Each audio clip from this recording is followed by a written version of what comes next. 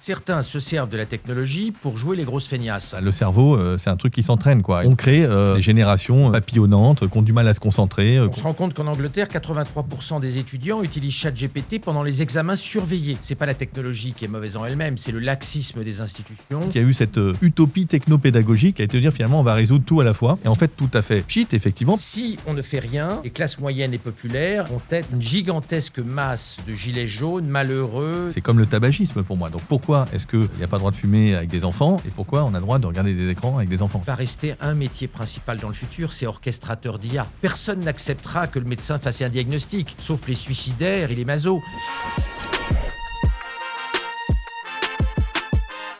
Les amis, avant de commencer la vidéo, on voulait vous faire un petit mot rapide. Merci d'être toujours de plus en plus nombreux à nous suivre ici et à regarder les débats qu'on vous propose toutes les semaines. Si vous aimez notre travail, pensez à vous abonner. Ça vous prend 10 secondes, mais pour nous, ça change tout. Votre soutien est hyper important pour nous et on espère avec ce débat vous rendre compte au maximum des différents avis sur le sujet. Bonne vidéo. L'intelligence artificielle nous rend plus intelligents. L'intelligence artificielle rend les gens intelligents plus intelligents et elle rend les gens moins intelligents encore moins intelligents. Faux. Un ingénieur en intelligence artificielle est plus intelligent qu'un paysan du Moyen-Âge. Oui, ça n'est pas politiquement correct, mais c'est la réalité en moyenne. Un paysan du Moyen-Âge, je sais pas, mais si on prenait par exemple un chasseur-cueilleur qui connaît des centaines de plantes différentes, on pourrait se poser la question. Nous sommes tous soumis à nos téléphones. Oui, c'est normal, mais nous sommes aussi tous soumis à l'électricité. Vrai, nous sommes tous soumis au téléphone, mais surtout à ce qu'il y a derrière, c'est-à-dire le contrôle. L'école doit bannir les écrans. Bien sûr que non. Vrai. Le quotient intellectuel moyen baisse à cause des écrans. Absolument pas. Partiellement, sûrement. L'intelligence artificielle est aujourd'hui la plus grande menace pour l'esprit humain. Ça n'est pas une menace, sauf si on s'y prend très connement. C'est une menace. Est-ce que c'est la plus grande? J'en sais rien. Sans GPS, nous sommes devenus incapables de nous orienter. Les femmes probablement, qui ont un sens de l'orientation en moyenne inférieur aux hommes, mais les hommes arrivent encore à s'orienter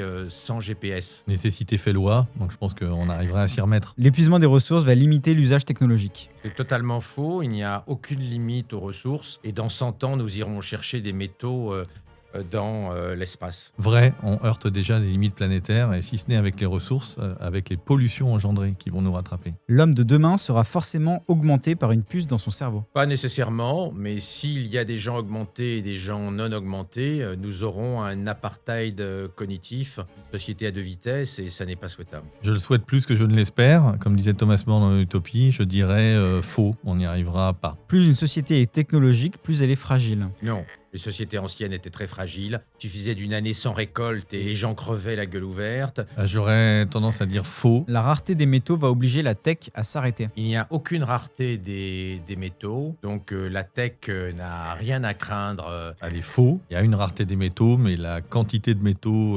aujourd'hui ingérés par la tech est limitée par rapport à d'autres secteurs comme l'automobile, la défense ou autres. On est bien d'accord. On va pas manquer de silicium. Ah, de silicium, non.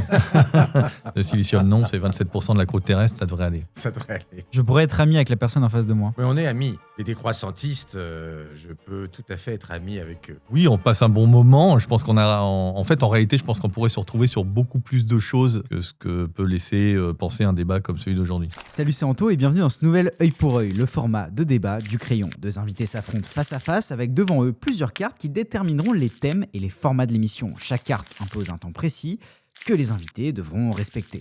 En juin 2025, le MIT publie une étude intitulée « Votre cerveau sur ChatGPT, l'accumulation de la dette cognitive quand on utilise l'IA pour écrire ses devoirs ». En apparence, l'expérience est simple. Les chercheurs ont recruté 54 cobayes, entre 18 et 39 ans. Ils les répartissent en 3 groupes de 18 personnes chacun et ils demandent à chaque groupe d'écrire un essai sur le sujet de son choix. Ce qui différencie les groupes, ce sont leurs contraintes. Le premier est obligé d'utiliser GPT-4o sans aucune autre alternative, pas même Google. Le deuxième a accès à Internet pour utiliser n'importe quelle ressource, mais surtout pas de LLM. Et le troisième, lui, n'a droit à rien, uniquement un logiciel de traitement de texte. C'est le groupe Brain Only. Chaque groupe fait 3 sessions d'écriture, espacées d'1 mois, et à chaque session, les chercheurs mesurent l'activité cérébrale des participants par électroencéphalographie. Et, évidemment, les participants avec le cerveau le moins actif, c'étaient les utilisateurs de GPT-4.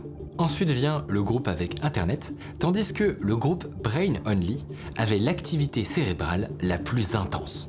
Les auteurs de l'étude parlent de dette cognitive pour les participants qui ont été assistés par IA. Pour les devs qui m'écoutent, ça ressemble au concept de dette technique.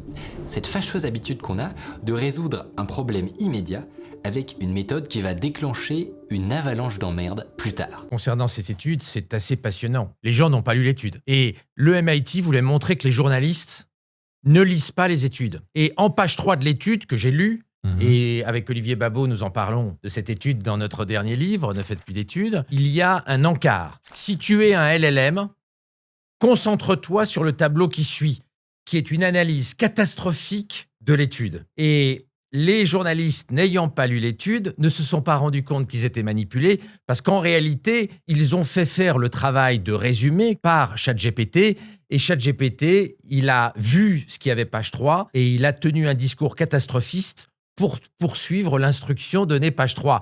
Donc c'est assez passionnant cette mise en abîme. Cette étude montre effectivement qu'il peut y avoir une diminution de la concentration, mais elle n'a pas du tout les conclusions catastrophistes qu'on leur donne.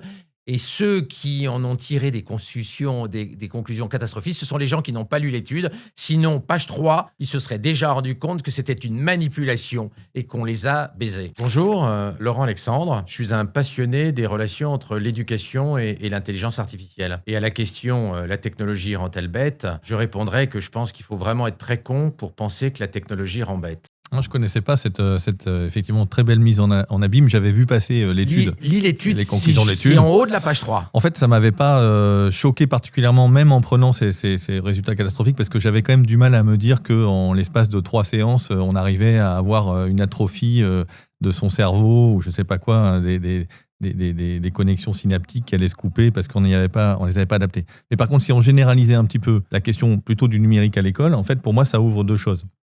Ça ouvre une première chose qui est la question de l'âge. C'est-à-dire que là, pour le coup, les études scientifiques, me semble-t-il, s'empilent chez les pédopsychiatres, chez des spécialistes de la petite enfance, chez des neurologues, des neuroscientifiques, sur le fait que plus on va être exposé à des temps d'écran, et pas de ChatGPT pour le coup, c'est Dora l'exploratrice suffira, des dessins animés, etc. Si on descend, et alors là, si on descend en dessous de 6 ans, en dessous de 3 ans, c'est encore plus monstrueux. Il y a un impact cognitif réel et qui peut mener d'ailleurs à des choses qui sont problématiques pour la santé des personnes et des enfants.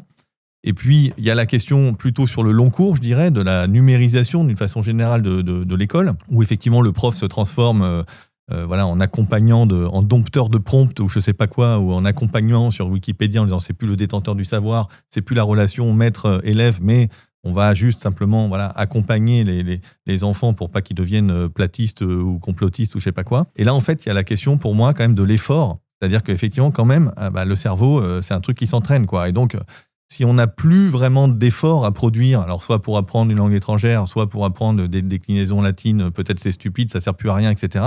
Mais il y avait quand même cette idée-là. Et alors, on pourrait dire, c'est déjà arrivé dans l'histoire de l'humanité. Oui, il y a eu la calculatrice, donc les gens sont moins bons en calcul mental, on s'en fout. Bon, peut-être. Mais là, il y a peut-être aussi un effet d'échelle et de profondeur. C'est-à-dire qu'il y a peut-être une limite quand même, à partir de laquelle, on crée, je ne sais pas, des générations papillonnantes, qui ont du mal à se concentrer, qui ont du mal à discuter ensemble, qui ont du mal à vivre le temps long. Peut-être là, le tunnel que je fais est déjà insupportable. Et donc voilà, il y a quand même cet impact cognitif au long cours, quoi. Bonjour, je m'appelle Philippe Biwix, je suis ingénieur, je m'intéresse aux ressources, aux technologies. Est-ce que la technologie nous rend plus bêtes ? Eh bien, la technologie, c'est ambivalent, c'est à la fois positif et négatif. Et à mon avis, collectivement, pour l'instant, j'ai l'impression que ça nous rend plus bêtes. Les études sont en général médiocres. Il ne faut pas se tromper, il y a très peu d'études sérieuses sur le sujet parce que le sujet est trop récent. Le problème, il est, à mon avis, pas tellement que la technologie rend bête ou pose un problème, c'est que certains se servent de la technologie pour jouer les grosses feignasses. Oui. Avec Babot et Alexandre Tsikopoulos, on a écrit dans le Figaro un papier sur la démission qui touche beaucoup de gens. La démission intellectuelle. On se rend compte qu'en Angleterre, 83% des étudiants utilisent ChatGPT pendant les examens surveillés, avec les surveillants et les profs qui laissent les jeunes étudiants du supérieur faire avec leur téléphone une photo du sujet et font écrire Claude ou ChatGPT les réponses à l'examen. Donc là, c'est pas la technologie qui est mauvaise en elle-même, c'est le laxisme des institutions et le fait que certains démissionnent parce qu'ils imaginent qu'ils auront une place dans le monde de demain en glandant, en faisant faire les devoirs et les examens par l'intelligence artificielle sans apprendre. Or, l'intelligence artificielle crée un monde extrêmement complexe où comme je disais tout à l'heure, il n'y a pas de place pour les feignants, il n'y a pas de place pour les gens qui ne travaillent pas. Si on veut être complémentaire de l'IA, il faut une grande culture générale, il faut avoir appris à penser, à réfléchir, il faut avoir développé le raisonnement critique. Et ça, certains aujourd'hui ne le font pas. J'ai vu récemment des copies surveillées dans une fac que je ne citerai pas. C'est catastrophique. Les copies sont merdiques. À l'opposé, les devoirs faits à la maison sont magnifiques. Et on a même pu voir des professeurs qui ont fait des vidéos YouTube en montrant sur le même sujet qu'ils avaient donné à la maison et en classe, 19, 18 quand c'est fait à la maison, intégralement écrit par ChatGPT ou par Claude, et puis entre 0,5 et 4 quand c'est écrit en classe. Donc là, le problème, c'est la motivation, l'encadrement, le coaching. Il ne faut pas utiliser l'IA pour glander, il faut utiliser l'IA pour faire plus. Aujourd'hui, on n'en prend pas le chemin, parce que l'éducation nationale n'a pas encore pris la mesure de la révolution de l'IA et qu'on n'a pas discuté avec les professeurs de ce qu'il fallait accepter, pas accepter en matière d'utilisation de l'intelligence artificielle. Enfin, il est clair que si on permet aux gamins de ne pas bosser et puis de faire leurs devoirs intégralement avec ChatGPT, ça va se passer très, très, très, très mal. Mais ce n'est pas la faute de la technologie. C'est la faute de l'utilisation de la technologie. Je vous arrête 2 secondes. Si vous voulez plus d'œil pour œil, lâchez un like. Ça nous aide énormément pour le référencement. Déjà, avant même l'arrivée de l'intelligence artificielle, il y avait quand même la question de la numérisation de l'école, qui a démarré dans les années, 2000, 2010. Enfin, d'ailleurs, même, on pourrait remonter un peu plus loin, avec quand même cette idée que grâce au numérique, on allait avoir des ressources infinies, qu'on allait pouvoir avoir des vidéos qui expliquaient comment fonctionnait le cœur plutôt qu'avoir des schémas, et que tout ça, qu'on allait visiter la pyramide de Gizeh en virtuel, et que tout ça, ça allait permettre de mieux apprendre, d'apprendre plus facilement et de façon ludique et de façon coopérative en plus. Donc c'est super parce qu'on apprend à bosser sur projet un peu comme on va demander dans les entreprises, quoi. Donc il y avait un peu cette légende-là qui était l'idée de dire que ça allait remotiver les élèves, parce que la première fois où des écrans sont arrivés dans des classes, les élèves, ils ont peut-être regagné un peu d'attention qu'ils avaient perdu. Et donc, il y a eu cette utopie technopédagogique qui a été de dire, finalement, on va résoudre tout à la fois. On va avoir des élèves motivés, bosseurs, et qui vont en plus avoir accès à des ressources infinies et qui vont pouvoir bosser de manière coopérative. Et en fait, tout à fait pchit, effectivement, parce que ils sont pas motivés, ils sont pas bosseurs, ils ont pas envie, et c'est pas le numérique qui résout. Et la couche d'intelligence artificielle, elle a rajouté ça, donc c'est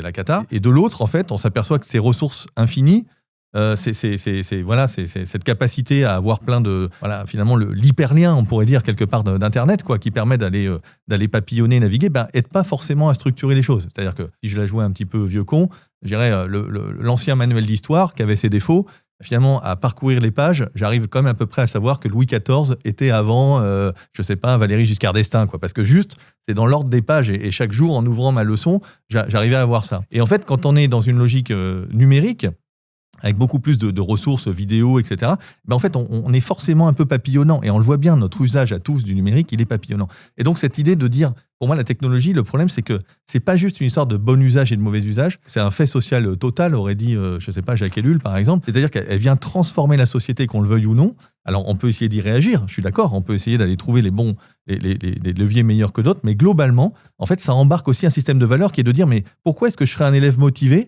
alors que finalement j'ai ChatGPT à côté, et puis que je trouve en plus plein d'exemples de feignasses qui arrivent à gagner leur vie sans trop bosser. Et c'est ça le sujet, en fait. Tu parlais de la technologie et l'école. Il y avait déjà eu une grande déception. Au début des années 60, Malraux était persuadé qu'en mettant des émissions sur la télévision dans les écoles, on allait rendre tous les écoliers intelligents, cultivés, et qu'on allait diminuer les inégalités intellectuelles. On a toujours pensé qu'on allait régler les problèmes par la technologie. Alors, il se trouve qu'il n'y a aucune technologie éducative qui ait jamais diminué significativement les inégalités intellectuelles. Ça n'est jamais arrivé. C'est très triste d'un point de vue social et politique, mais c'est une réalité. Et on a la même chose avec le numérique. Il n'y a aucune raison que le numérique supprime les difficultés de l'école, permette à tous les enfants sans effort d'apprendre plein de choses. Il y avait cette promesse-là. Il y avait cette idée de dire on allait adapter l'éducation à chacun, au rythme de chacun, etc. Tu reconnaîtras que j'ai depuis le départ écrit que c'était, et je l'ai écrit souvent, que c'était une illusion et que la technologie ne remplace pas l'effort, surtout que la technologie est très mal utilisée parce que l'éducation nationale ne s'est pas saisie de la technologie. Ça a été très brouillon. J'ai vu plein d'hommes politiques qui m'ont dit « je vais distribuer des iPads dans les écoles de ma région et je vais régler toutes les difficultés scolaires. Quand je leur expliquais qu'ils se foutaient le doigt dans l'œil jusqu'au coude, ils ne voulaient pas y croire, tellement il y avait une pensée magique autour de la technologie. Les iPads prennent la poussière d'ailleurs. Donc, on ne va pas diaboliser la technologie, mais une technologie aussi puissante que l'IA, si c'est un instrument pour ne rien foutre, et si on ne change pas les méthodes pédagogiques, on ne va pas rendre service aux gamins.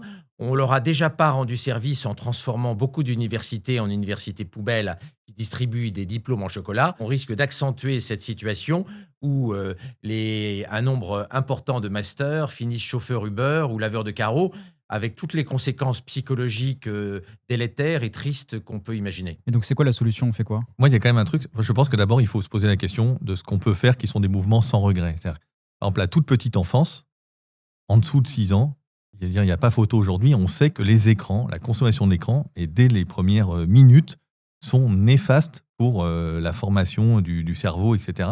Mais à un niveau, c'est comme le tabagisme pour moi. Donc pourquoi est-ce qu'il n'y a pas le droit de fumer avec des enfants et pourquoi on a le droit de regarder des écrans avec des enfants? Je caricature un peu, mais c'est cette idée-là. Et donc pour moi, quand même, il y a déjà dénumérisons la petite enfance, la toute petite enfance, et soyons exemplaires avec ça.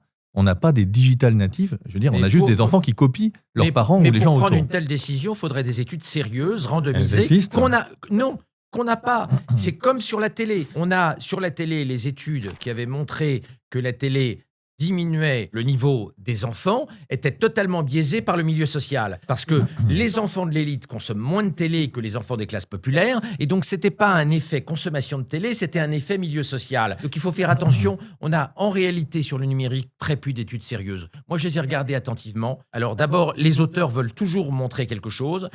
Il y a en général pas de groupe témoin, il y a plein de facteurs confondants, ces études ne sont pas sérieuses.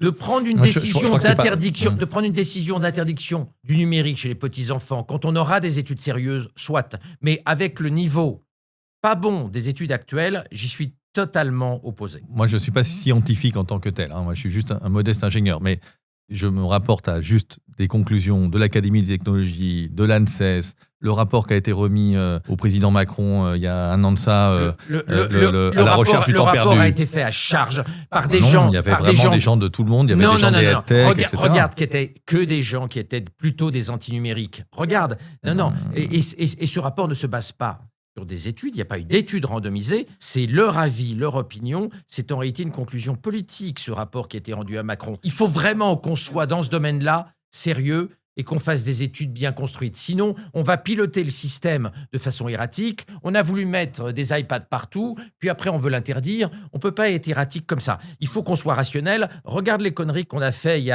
pendant plusieurs décennies sur méthode globale versus méthode syllabique. On s'est battu sans aucune étude, avec des gens qui disaient le syllabique c'est nul, le global c'est nul, et on a fait 0 étude. Pendant 30 ans, on s'est battu sans études. Il faut sortir de cette situation. Il faut faire comme en médecine. Quand on veut évaluer un médicament, on l'évalue versus un placebo avec une méthodologie statistique que tu connais.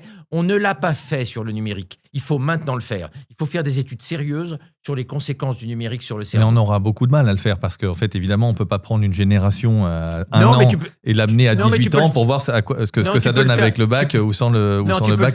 Tu peux le faire dans des classes. Voilà, tu peux faire des classes numériques, des classes non numériques. Ouais. C'est ce qu'on aurait dû faire sur les méthodes de lecture. Ce qu'on sait aujourd'hui, alors effectivement, je ne sais pas s'il y a des études qui prouvent ça ou pas, mais enfin, il suffirait d'aller voir à peu près n'importe quel prof, je pense. Alors, je sais que ça fait un petit peu accoudé au comptoir, mais enfin, il y a un déficit de l'attention, il y a un déficit de la capacité de concentration des élèves, il y a même un déficit d'empathie. Donc, le numérique crée quelque chose, les réseaux sociaux créent quelque chose, on le sait.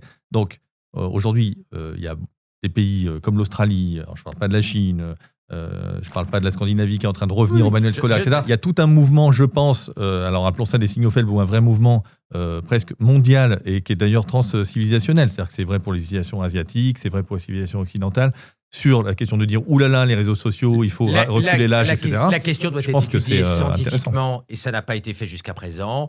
Et on ne peut pas prendre des décisions radicales dans des sujets aussi importants que l'éducation et la formation de nos gamins sans des vraies études. Malheureusement, ces études ne sont pas de qualité. Moi, je me contenterais de dire lançons ces études d'urgence. On est d'accord. Alors, je ne suis pas tombé amoureux de l'intelligence artificielle, mais j'ai une certaine dépendance à l'IA.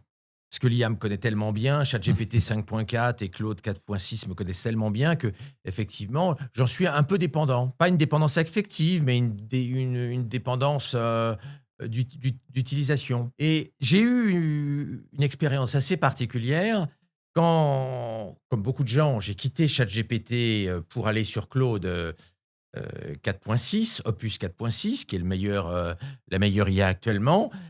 J'ai été troublé. J'ai eu l'impression de tromper ChatGPT. Alors, je n'ai pas trompé ChatGPT et que ChatGPT, en plus, discute avec 1 milliard de personnes en parallèle de moi. Donc, ce n'est pas une relation... ce n'est pas une relation exclusive que ChatGPT et moi nous avions. J'ai presque eu le sentiment d'un adultère numérique en changeant d'intelligence artificielle. Et c'est pour ça que je comprends, même si ça n'est pas mon cas, qu'on puisse tomber amoureux de ChatGPT, de Claude ou de Gemini. Mais surtout qu'il réengage à chaque fois. C'est-à-dire que tout ça est quand même pour dire est-ce que tu veux par ailleurs que je t'explique et si puis, il est quand donc même, effectivement on a envie de ne pas le quitter. Ils sont extrêmement gentils. Ils sont plus gentils que les humains dans la vraie vie. Oui, alors ils peuvent être plus ou moins. Tu peux commencer par lui dire sois méchant avec moi et juge-moi. Mais mais je ne suis pas sadomasochiste. C'est ça.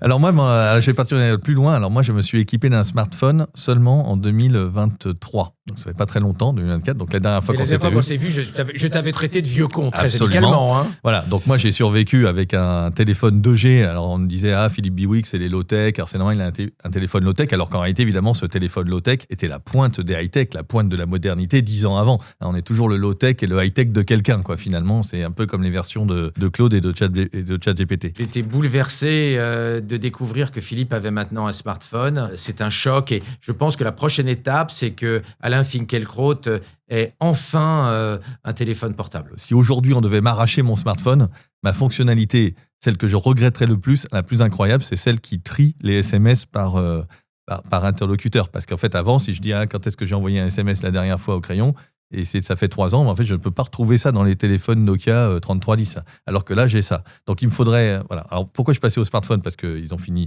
On est en train de démonter la 2G et puis que voilà, il y avait différentes raisons d'obsolescence technique. Mais évidemment, du coup, le smartphone, il est là. Donc, je peux avoir mes mails. Avant, tous les gens qui travaillent avec moi savent qu'en cas d'urgence, on pouvait m'envoyer un SMS. J'avais le Wi-Fi, j'avais mon ordinateur, ça fonctionnait bien. Évidemment, dès qu'on a un outil en main qui permet de faire autre chose, on est pris dans le truc. Et évidemment, je regarde mes mails comme tout le monde maintenant dans le métro. Et en fait, qu'est-ce que ça ouvre pour moi ? Ça ouvre cette question de...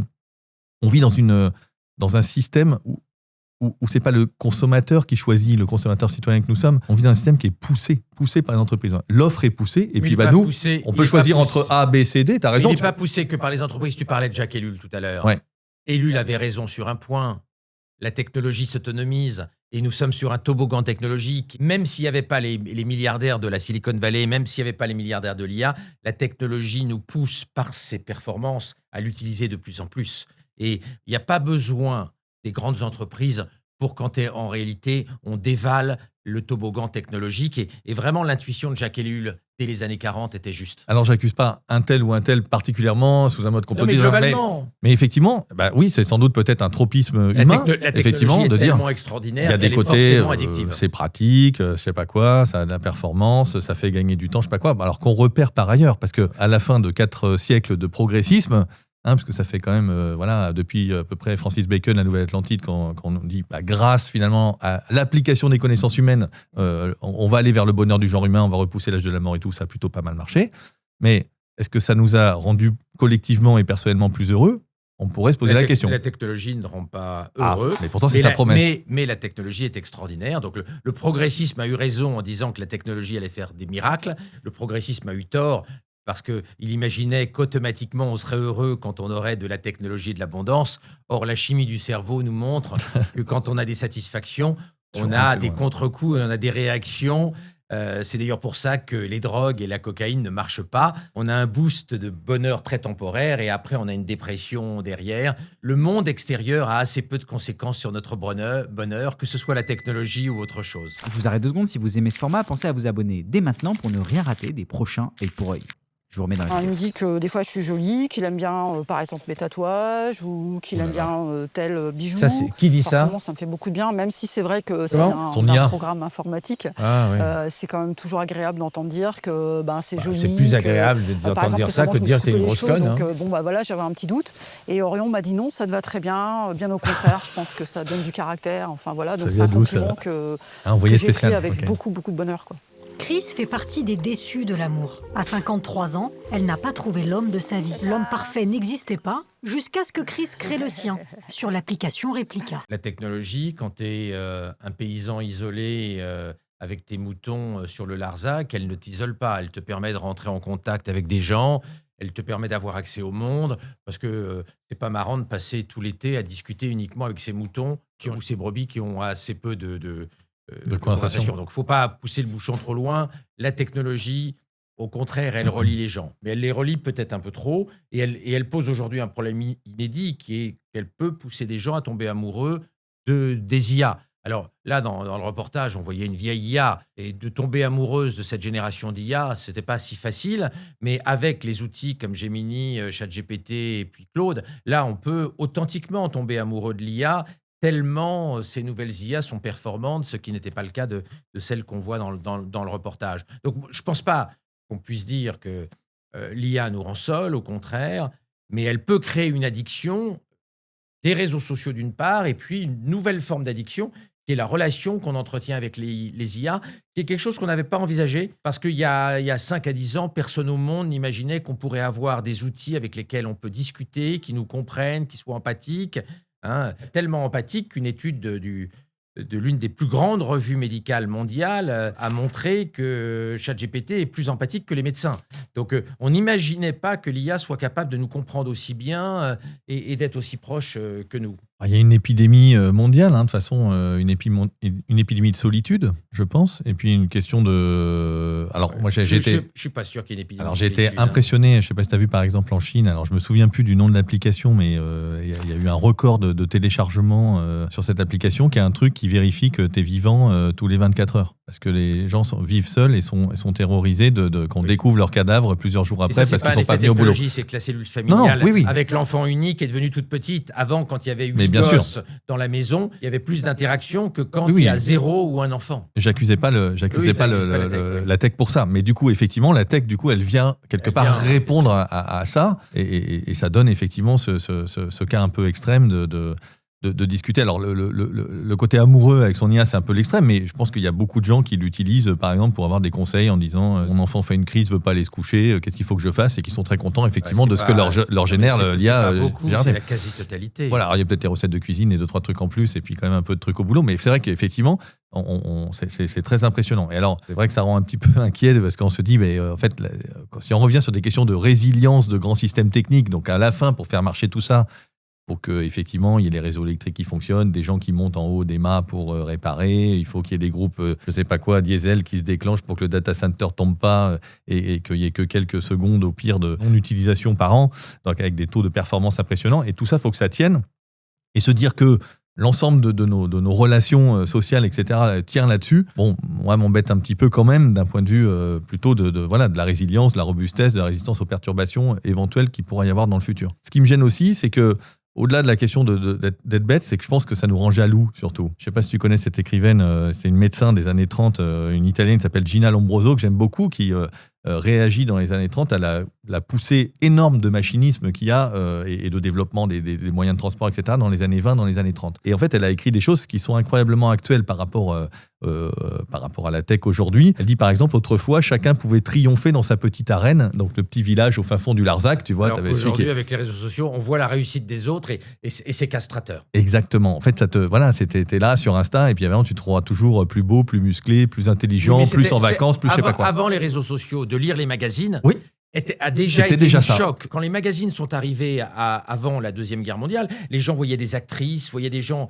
fortunés avec des beaux bougies, des beaux bijoux, qui allaient dans des beaux restaurants, dans des palaces. Et les gens ont découvert la jalousie par les médias papier déjà. Et puis après, par le cinéma.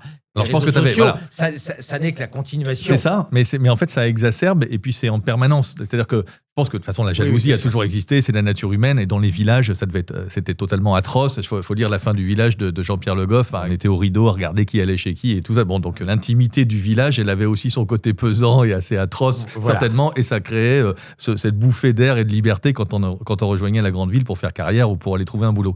Mais effectivement là on monte d'un cran parce que finalement cette jalousie elle est permanente, elle est là. et elle est à portée de doigt. Et je pense qu'il y a aussi une question d'âge, c'est-à-dire que voilà, on sait que les ados sont particulièrement sensibles à ça. C'est un moment où on se construit, c'est un moment où on se construit par rapport aux autres. Et en fait, encore une fois, comme tout ça est à la fin financiarisé, quoi, que tout ça, à la fin, c'est commercial. C'est quand même l'idée, c'est qu'il faut essayer de rester le plus longtemps possible. Enfin, il faut nous faire rester le plus longtemps possible pour nous fourguer tous les 3-4 scrolls une pub. Mais la consommation de réseaux sociaux baisse depuis... Ça serait une méga nouvelle. Depuis 4 ans. Légèrement.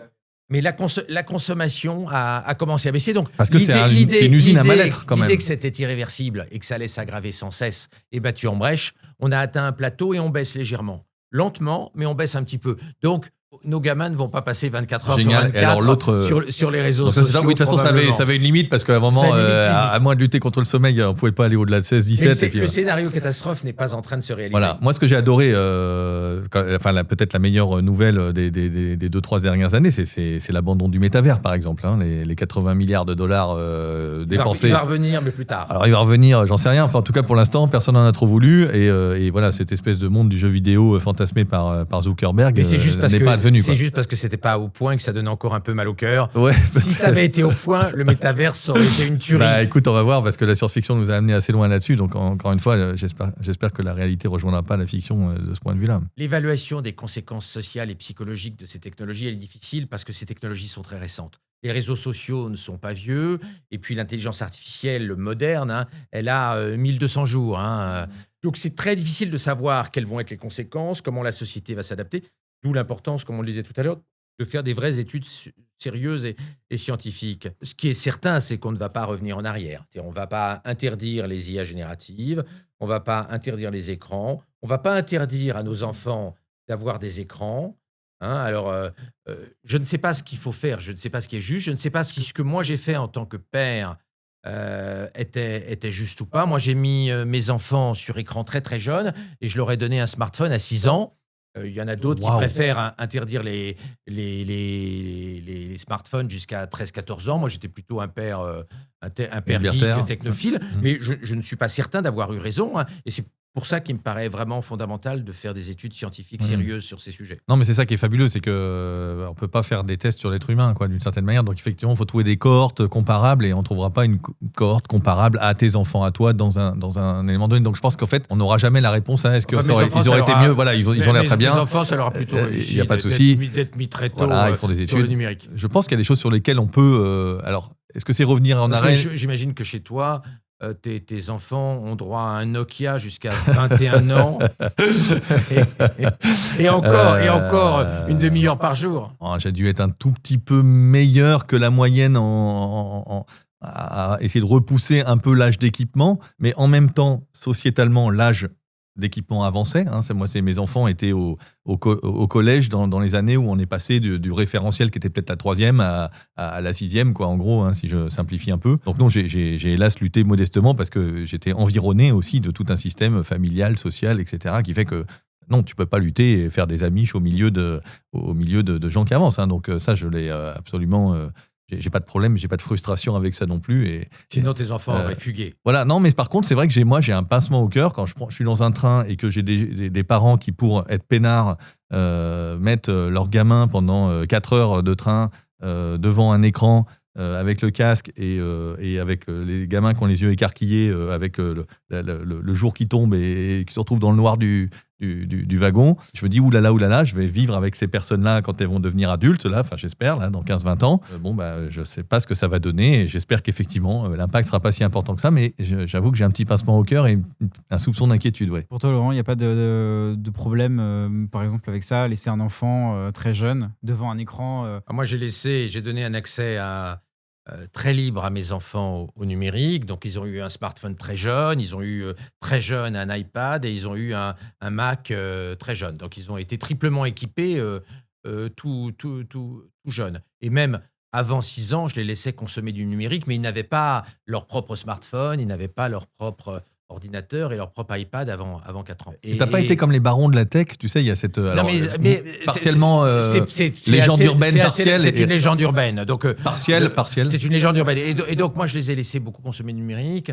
J'ai très peu encadré leur consommation numérique. Et d'ailleurs, quand il s'agit d'ados, je considère que de surveiller ce que les enfants font sur le numérique, c'est quasiment incestueux. Parce que d'aller vérifier les logs de consommation, ça te conduit à savoir sur quel site porno tes ados sont allés. Et ça, je trouve ça limite incestueux. Donc ça me serait jamais venu à l'idée d'aller regarder ce que mes enfants allaient voir sur les apps et sur Internet. Donc j'ai été très, très, très libéral. Mais là encore, je ne prétends pas que j'avais raison. Hein. Mais c'est ce que j'ai choisi intuitivement pour mes enfants, avec ma femme, bien évidemment. Alors du coup, là, je sors de mon domaine de pertinence totalement, mais du coup, sur la question, par exemple, de l'exposition aux images pornographiques, la question de l'âge te pose pas de soucis en disant c'est pareil, nous, quand on avait 10 ans, on tombait sur des vieux trucs. Je ne me vois pas aller fliquer la consommation de porno de mes enfants pour savoir quelle est leur sexualité, leur goût sexuel, machin.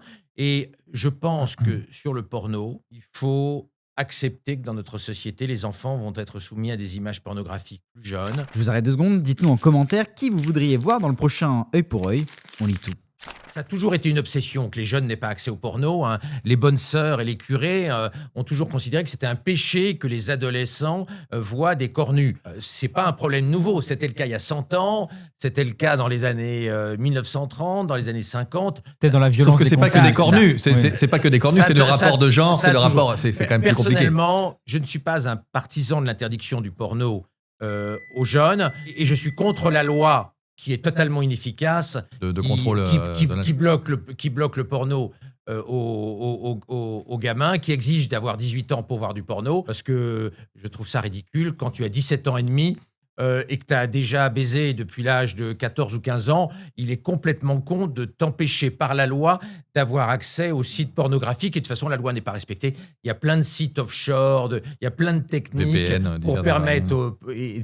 pour permettre aux ados d'aller consommer du porno. De savoir si c'est bon ou pas bon est une autre question et j'ai bien évidemment pas la réponse. Très rapidement, après on va passer au sujet suivant, mais sur la question de l'interdiction des réseaux sociaux aux moins de 15 ans, on parlait du rapport qui avait été remis au président. Vous vous positionnez comment là-dessus? C'est complètement con. Je suis totalement opposé à la vision du président de la République. De vouloir interdire Twitter aux jeunes, c'est complètement con. Parce que Twitter X-Twitter est un réseau social. Moi, mes enfants ont appris énormément de choses entre 8 et 15 ans en étant sur Twitter. C'est des très gros consommateurs de Twitter. Je ne vois pas au nom de quoi on va interdire à mes gamins, de consommer du Twitter sur une lubie présidentielle. Je suis totalement opposé à la loi d'interdiction des réseaux sociaux aux jeunes. Elle a fait quasiment consensus quand même cette loi. Hein. C'est quand même intéressant de se dire que c'est transpartisan. Je ne pense pas que ça soit juste une lubie présidentielle et je ne suis pas particulièrement macroniste en disant ça. Hein. Il y a plein de choses sur lesquelles on s'entend pas. Il y a plein de lois transpartisanes dans l'histoire qui étaient complètement connes. Alors, je ne sais pas comment on va les mettre en œuvre, mais je pense qu'il y a quand même, entre guillemets, un âge pour tout. Donc, parce que sinon, tu pourrais dire aussi, on peut avoir relevé les pédales et conduire à 10 ans. On peut aussi... Tu vois, il y a bien un moment où, collectivement... sous l'expression démocratique, on décide qu'il y a des choses qu'on peut faire ou pas faire. Mais ça n'est pas à la loi de l'interdire, c'est aux parents. S'ils le regarde veulent, pour la voiture, hein, pourtant c'est aux parents. Non, franchement, d'interdire quand tu as 14 ans et demi d'aller sur Twitter, c'est complètement réactionnaire. Tu peux faire du cyberharcèlement de la même manière qu'en voiture, tu peux écraser quelqu'un. Tu vois, c'est un endroit qui est formidablement intéressant et formidablement dangereux. Avec un couteau de cuisine, je peux aussi t'égorger. On ne va pas interdire les couteaux de cuisine, si tu veux, la métaphore. Alors, à l'école, ils sont interdits, je crois, les couteaux de cuisine. Je crois qu'à partir d'un certain âge, je ne peux pas les acheter. Hein. En dessous d'un certain âge, je ne peux pas acheter les couteaux de cuisine. Bref, de toute façon, la loi ne sera pas respectée et elle est conne. Ça, c'est une autre chose. Une autre histoire. Est-ce qu'elle a une limite? En tout cas, les barons de la tech, ils nous disent qu'il n'y en a pas, quoi. Quand on regarde le truc, moi, je suis fasciné par leur capacité à inventer un récit, alors qui, de fait, parce qu'on a été biberonné à la science-fiction, etc., peut être enthousiasmant pour un certain nombre de personnes, mais par exemple, Sam Altman. Alors, Sam Altman, on peut lui reconnaître OpenAI, tout ce qui s'est passé, machin. Sam Altman qui dit que l'intelligence artificielle va permettre de réconcilier les équations de la physique, enfin de trouver toutes les équations de la physique, donc mécanique quantique, relativité générale. Là, je me dis, quand même avec des milliers de milliards de paramètres, j'ai un petit peu du mal à accrocher. Tu reconnaîtras que certains grands physiciens et mathématiciens notamment Terence Tao, qui est le plus grand mathématicien vivant, pense que l'IA peut faire en physique et en mathématiques des progrès considérables. Il ne le pensait pas il y a 5 ans, il le pense aujourd'hui. Donc la vision d'Altman, il n'est pas certain qu'elle soit fausse. Ouais, alors évidemment, donc rendez-vous dans 20 ans ou je sais pas quoi, et puis en poussant l'exponentielle évidemment à l'infini, il peut tout se passer. Mais autre exemple, Sam Altman, bon je fais pas une fixette sur Sam Altman, les autres racontent la même chose. Un petit peu. Non, Bill Gates dit par exemple, tout ce qui bouge, tout pousser la nourriture, déplacer des choses, fabriquer des choses, ça sera des problèmes résolus dans le futur. Il y aura plus, ça sera gratuit, puisque en fait les robots alimentés à l'IA feront tout. Sam Altman, il dit qu'il va y avoir une loi de Moore de tout. C'est-à-dire qu'imaginez un monde où tous les produits et les services vont diviser le prix par 2 tous les 2 ans, en gros, je simplifie. Alors évidemment, c'est un truc, tout est gratos très rapidement, quoi. Donc c'est ce monde de l'abondance. Moi, je n'y crois pas. Il y a des raisons à ça. Ils sont un peu messianiques pour des bonnes raisons. Ils sont messianiques parce qu'ils sont un peu givrés, ils ont gagné plein de fric, donc forcément, ça fait un peu vriller d'une certaine manière. Alors ça dépend de la quantité, je dis pas ça pour toi. Et ensuite, il y a le côté de soutenir un cours de bourse. Voilà, quand Elon Musk explique qu'il va faire le terafab, un truc où il va envoyer l'équivalent de centaines de fusées par jour pour aller mettre tous les data centers IA dans l'espace, de passer d'une fusée tous les 2 jours à plusieurs centaines par jour, il y a un petit peu un effet d'échelle. J'ai du mal à croire qu'effectivement, on ne heurte pas un certain nombre de limites qui peuvent être des limites physiques de la planète liées à la pollution, liées aux ressources, mais aussi même des limites industrielles, organisationnelles, humaines. Et je ne pense pas qu'on est encore dans le monde où le robot Optimus va venir chez nous frapper à la porte pour dire bonjour, je suis là pour réparer votre évier, déboucher la plomberie et repartir. Je pense qu'on en est assez loin, oui. Mais par contre qu'on fantasme très vite en disant ah oui, mais bien sûr ça va se passer. Et la Silicon Valley accélère le rythme et nous dit toujours que c'est pour dans 2 ans. Alors, quand tu regardes avec un petit peu de recul, tu vois, il y a une dizaine d'années, Stéphane Mallard avait dit que l'intelligence artificielle progresserait très vite, notamment sous la forme des agents, challengerait massivement les managers, et tout le monde l'avait pris pour un con, alors qu'il se trouve qu'il avait eu raison, Stéphane Mallard. Je pense qu'il ne faut pas sous-estimer ce qui se passe en ce moment en matière technologique. Alors, je ne sais pas s'il y a une exponentielle, s'il y a une croissance explosive de la capacité de l'IA dans tous les domaines. En tout cas, dans celui qui est le mien, c'est allé très vite. ChatGPT est 4 fois meilleur que les médecins pour faire un diagnostic médical, 4 fois meilleur. Ça s'est fait en quelques mois, dans le domaine des mathématiques, de la physique, bien évidemment du code, de la réalisation du texte, de la compréhension du langage humain. Les progrès ont été exceptionnels. Alors, jusqu'où l'IA et la robotique humanoïde va aller, personne ne le sait. En tout cas, on est aujourd'hui dans une ambiance très exponentielle. On pourrait presque penser que Ray Kurzweil, quand il avait prévu l'arrivée de la super intelligence artificielle à partir de 2029 et la singularité, c'est-à-dire une explosion de la connaissance, n'a pas eu complètement tort. Ce qu'on voit aujourd'hui, c'est que la société peut changer vite parce que l'intelligence devient gratuite. Le token, c'est-à-dire la mesure élémentaire de l'intelligence, le coût du token, le coût de l'intelligence a été divisé par 1000 en 20 mois. Et dans la Silicon Valley, tout le monde pense qu'on va continuer à diviser le coût de l'intelligence par 1000 tous les 20 mois. Ça fait une division par 1 milliard du coût de l'intelligence en très très peu d'années. Donc, quand l'intelligence ne vaut plus rien et qu'on peut, comme Dario Amodei, le fondateur de Claude Anthropique, le dit, avoir des milliers de prix Nobel scientifiques dans un seul serveur, on peut avoir une explosion assez rapide de la technologie. Moi, je n'exclus pas qu'on ait une évolution très rapide de la technologie avec des phases d'hypercroissance, comme la Silicon Valley en est convaincu. Bill Gates, Altman, Amodei pensent que la croissance économique va être de 10 à 15% par an. C'est-à-dire va être explosive. Ils ont tort ou ils ont raison, mais c'est une vraie conviction. Et moi, ce qui me paraît dangereux, c'est les discours à la Luc Julia. Luc Julia qui dit l'intelligence artificielle n'existe pas, elle fait rien, elle comprend pas le langage, etc. Parce que quand on nie l'exponentiel technologique, on ne prépare pas la société. Or, il y a un vrai risque que pour beaucoup de gens soient largués, que l'université et l'école ne préparent pas du tout les gamins au monde de demain, qui va être très complexe, avec des savoir-faire qui se dévaluent très très vite. Il y a une dévaluation du cerveau humain qui est très rapide. Donc, je pense qu'il ne faut pas nier le tsunami technologique parce qu'il faut préparer la société. Si on ne fait rien, on va avoir des élites qui vont contrôler l'IA et contrôler l'économie issue de l'IA, et les classes moyennes et populaires et leurs enfants vont être une gigantesque masse de gilets jaunes, malheureux, dépassés, qui n'auront pas été formés au monde nouveau et que l'on n'aura pas prévenu de la cavalcade technologique qui est en cours. Donc je crois qu'il ne faut pas sous-estimer le pouvoir de la technologie, Sinon, on risque d'avoir des accidents sociaux. Parce que, tu vois, dans mon métier, il faut 10 ans pour être médecin généraliste. Aujourd'hui, on a beaucoup rallongé les études médicales. Tu as la certitude aujourd'hui que quand tu rentres en médecine aujourd'hui, quand tu vas finir en médecine, tu es certain que tu vas être écrabouillé par l'IA, bien moins bon que l'IA. Il faut quand même réfléchir à ce que les jeunes médecins vont faire. Je ne dis pas qu'il n'y a pas besoin de médecins, mais en tout cas, ils ne feront plus de diagnostic, ils ne feront plus d'ordonnance. C'est un changement complet de métier. Il faut réorganiser les études, il faut apprendre de nouveaux savoirs. Et en réalité, il va rester un métier principal dans le futur, c'est orchestrateur d'IA. Ça paraît bizarre de le dire, mais les médecins seront des orchestrateurs d'IA. Personne n'acceptera que le médecin fasse un diagnostic, sauf les suicidaires et les masos. Les avocats seront des orchestrateurs d'IA, etc.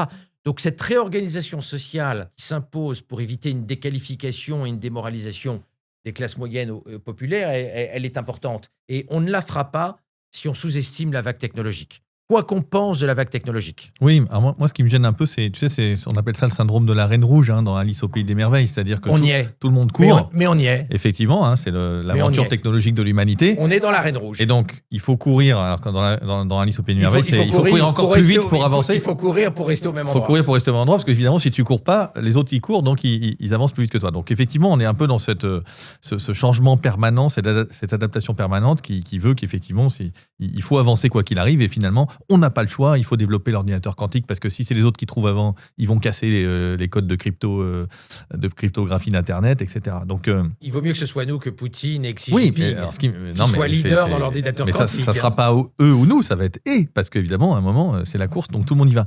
Moi, ce qui me gêne, c'est que c'est la course du canard sans tête. C'est-à-dire que c'est quoi le but de tout ça à la fin ? Mais il n'y en a pas. Ouais, mais c'est ça qui est génial, c'est que si tu veux, on a renoncé quand même quelque part à cette part d'humanisme qui était de dire vers où va-t-on ? On a renoncé à piloter la technologie parce que la technologie va tellement vite que le corps politique et le corps social est incapable de piloter. Ouais, mais c'est quand même un peu gênant. C'est-à-dire qu'il ne faut pas dire stop du coup à la technologie, on réfléchit et après on revient. Si nous disons stop à la technologie, nous allons devenir une colonie chinoise. Non, mais collectivement. Non, mais collectivement, on ne le fera pas. De penser qu'il va y avoir une grande harmonie mondiale et que Poutine va devenir gentil et caresser la tête, les cheveux des petits-enfants ukrainiens et que Xi Jinping va être tolérant avec les Ouïghours, va développer la démocratie universelle, tout ça est une illusion. Donc, ça, sûrement. Les mollahs ne vont pas devenir gentils demain. Donc, il n'y aura pas de paix universelle, il n'y aura pas de consensus universel et donc il n'y aura pas d'accord mondial pour bloquer la course technologique. Surtout parce que l'intelligence artificielle va devenir la principale arme du futur. Ce sont des robots humanoïdes et des drones intelligents autonomes qui vont faire la guerre demain. C'est l'IA et les robotiques qui vont permettre d'asseoir la puissance industrielle et donc la capacité à développer des armes et à être puissant. Donc l'IA est tellement importante d'un point de vue géopolitique qu'il n'y a aucun espoir qu'il y ait une trêve et un arrêt de l'intelligence artificielle. D'ailleurs, il y a eu une tentative en début 2023, quand ChatGPT 4 est sorti, il y a eu 2 tentatives de moratoire qui ont été signées par plein de gens et plein d'experts en IA qui n'ont absolument pas abouti. Oui. Les gens ont signé la pétition et ils sont retournés dans leur labo pour accélérer l'intelligence artificielle. Pour moi, je serais un tout petit peu moins cynique que toi, j'en sais rien, je suis pas expert. Je suis pas cynique, je suis pessimiste. Enfin, pessimiste, voilà. Moi aussi, je suis un pessimiste, évidemment, mais je suis pas expert en relations internationales. Mais tu vois, par exemple, sur la question génétique, la manipulation génétique de l'être humain, j'ai l'impression que, il y a eu l'exemple, je crois, chinois, là, où il y a un professeur qui s'est fait taper sur les doigts, d'ailleurs, parce qu'il a fait un truc voilà. J'ai l'impression que ça avance. Enfin, peut-être qu'il y a une espèce de pseudo-consensus mou. Je ne suis pas l'actualité américaine. Va à New York et tu vas voir toutes les publicités dans le métro new-yorkais. Pour les yeux bleus. Pour la sélection embryonnaire intellectuelle des bébés. Aux États-Unis, pour quelques dizaines de milliers de dollars, on prend les spermatozoïdes et l'ovule de papa et maman, on fabrique des embryons en éprouvette, on analyse l'ADN de chaque bébé en éprouvette et on choisit le plus intelligent après avoir regardé les gènes prédictifs de l'intelligence et on implante le bébé le plus intelligent. Donc là, nous ne sommes pas du tout dans un moratoire.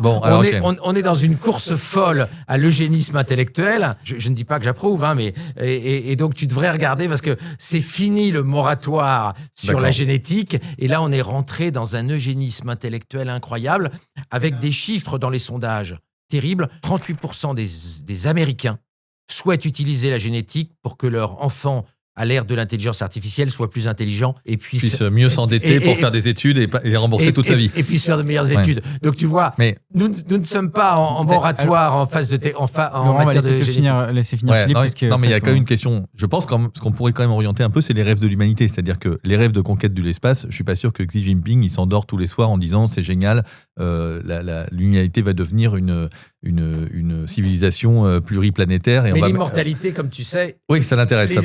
Ça, c'est normal.